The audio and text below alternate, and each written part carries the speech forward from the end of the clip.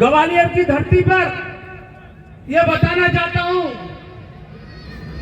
कि हमारी जो सबसे प्रसिद्ध गहोई समाज की एकमात्र पुस्तक है गहोई बंधु, उसका संचालन नियमित हर माह नहीं हो पा रहा है।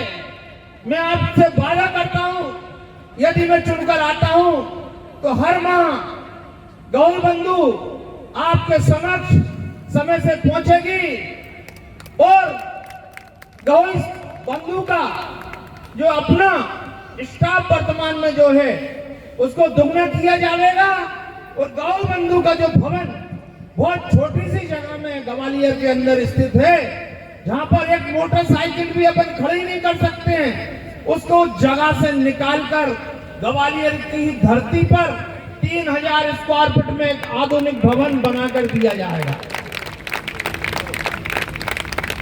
उसी भवन में महासभा का कार्यालय बनाया जाएगा और आप सभी भलीभांति जानते हैं, गौड़ समाज में लोगों का कहना है कि जो अध्यक्ष बन जाता है वो ये सोचता है कि मेरी परमानेंट सीट बनी रहे, मगर 5 सितंबर 2025 5 अक्टूबर 2025 मंथन बैठक में मैं डल्लू गुप्ता ने स्पष्ट कर दिया था कि मैं 3.25 साल बाद आप सबके बीच में इस्तीफा दे दूंगा और 3.25 साल के अंदर ही 3 माह पहले गौड़ समाज के चुनाव करा लिए जाएंगे। 3 महीने पहले चुनाव कराने का लक्ष्य क्यों रखा गया वो भी मैं आपको बताना चाहता हूं। अपन जितने भी सुजाति बंधु गहोई बंधु हैं, सभी इनमें से 80% लोग जो हैं वो बिजनेसमैन हैं। वर्तमान में नवंबर का माह है, किसानों की बम्पर धान की फसल आई हुई है। अब मैं गया माधोगढ़ में पैर रखने जगह नहीं, गौड़ समाज के बंधुओं के कांटों पे इतना माल धान का आ रहा था वो हमसे बात करने को तैयार नहीं थे। भगवान करे पूरे भारतवर्ष में भले चुनाव में कोई हमसे बात नहीं करे, मगर गौड़ियों की तरक्की ऐसी होती रहे। वहां पर जो देखने में आया तो मुझे लगा कि नवंबर के माह में चुनाव नहीं होना चाहिए।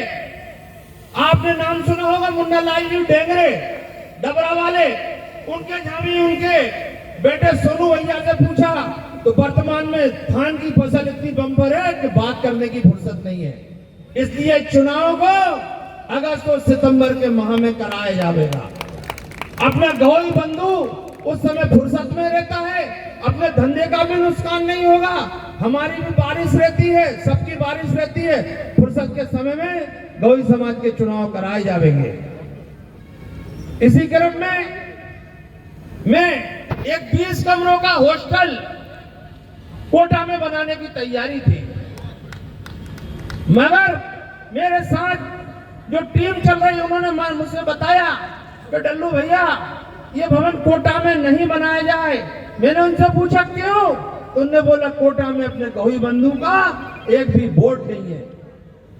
वो भवन कोटा के स्थान पर 20 कमरों का 60 बच्चियों का 3 वर्ष के अंदर भोपाल के अंदर बना कर दिया जाएगा और आपकी अपनी बिटिया 60 बिटिया जो अध्ययन करने भोपाल में जाएंगे उसकी 100% गारंटी भोपाल गौड़ समाज पंचायत की रहेगी।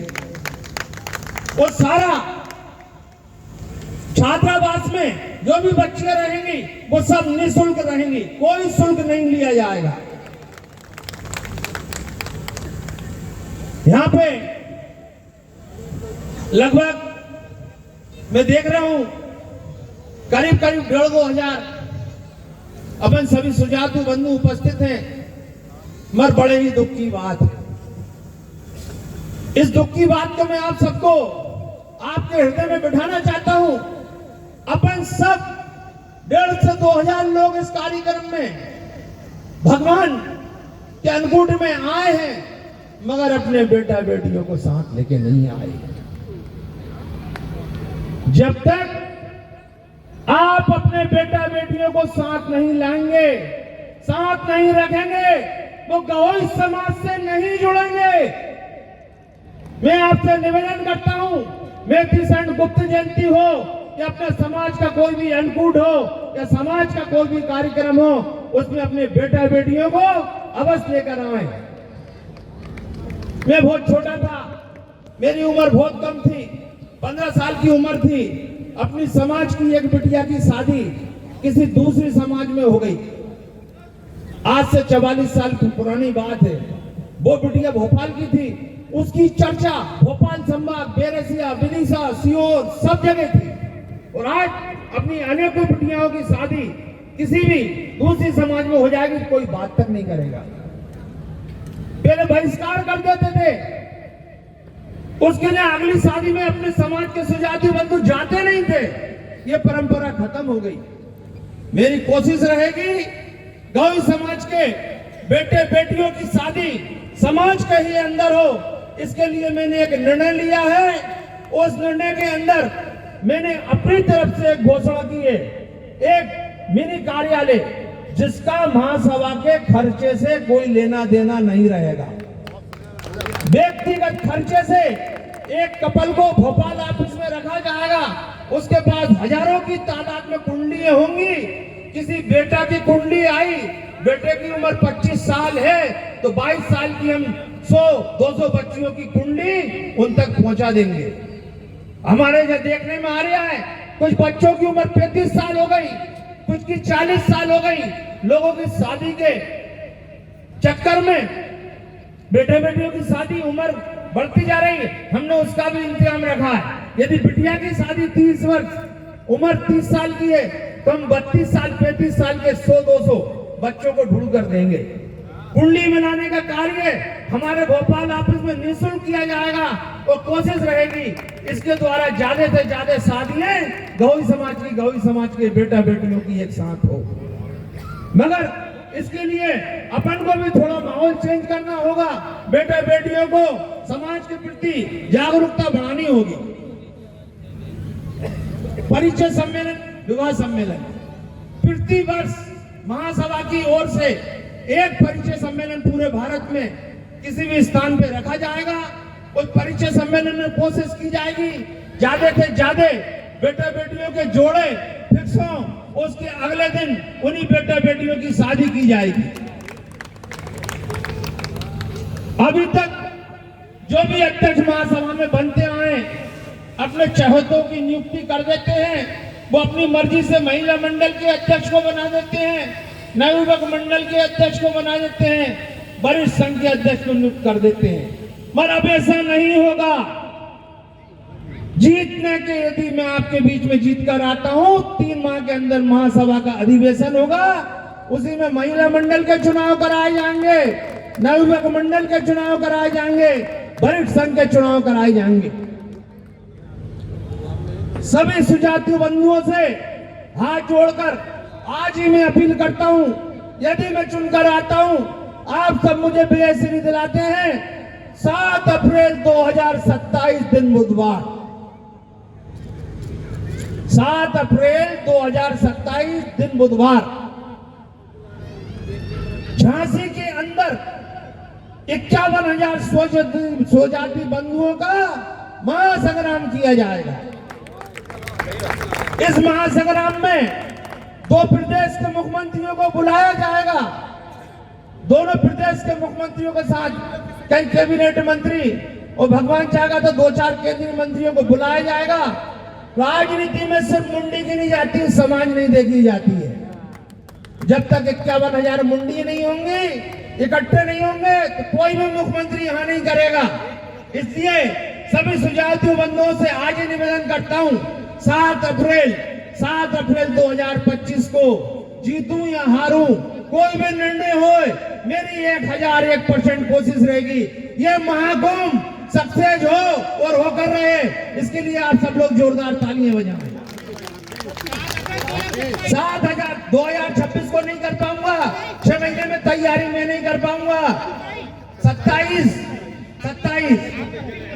हाँ 7 अप्रैल 2027, 7 अप्रैल 2027, 1.5 साल बाद, 7 अप्रैल 2027, 1.5 साल बाद वो महाकुंभ होगा और होके रहेगा।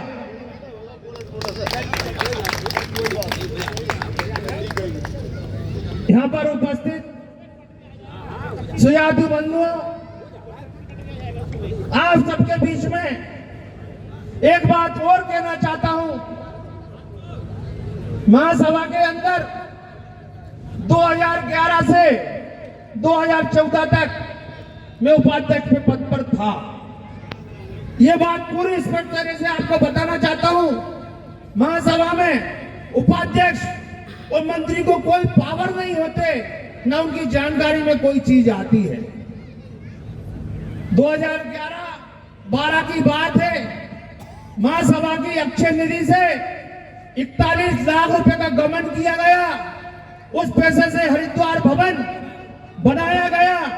चंदा अपने सुजाति बंधुओं से महासभा के नाम से लिया गया और वो चंदा निजी ट्रस्ट में बदल गया। आप सबके सामने यदि मैं चुनकर आता हूं तो हरिद्वार भवन को महासभा की संपत्ति बनाकर रहूंगा।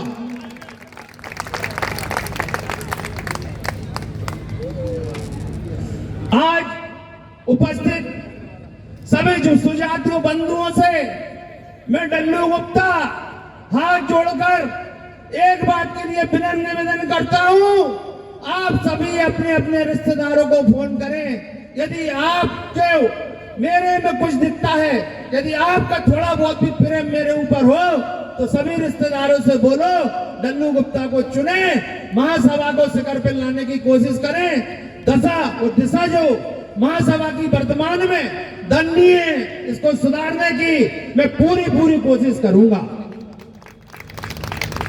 और आने वाली 16 नवंबर, मतलब आज से 3 दिन बाद 16 नवंबर दिन इतवार को सूरज की पहली किरण के साथ तैयार होकर 8 बजे मतदान केंद्र पहुंचकर तीसरे नंबर पर मुझे रामगोपाल गुप्ता डल्लू को मत देकर भारी मतों से विजय श्री दिलवाने की आप सभी लोग कोशिश करें। आप सब लोग यहाँ पर आए, आप सबका बहुत बहुत धन्यवाद। और ओमी चाचा ने ये कार्यक्रम रखा, उनको भी चरण स्पर्श सबके सामने, उनको भी बहुत बहुत धन्यवाद। उनने ग्वालियर की धरती पे मेरी बात आप सभी सुजातियों बंधुओं तक पहुंचाने की जो व्यवस्था करी, उसके लिए हृदय से बहुत बहुत धन्यवाद। अपनी वाणी को विराम देता हूं। जय गहोई, जय भारत। ये आप सबसे नारे लगवाना चाहता हूं, कृपा करके 3 बार नारे लगा, ज्यादा नहीं। मैं बोलूंगा जय गहोई, आप बोल देना जय भारत। जय गहोई, जय गहोई, जय गहोई। मैडम चालू करें।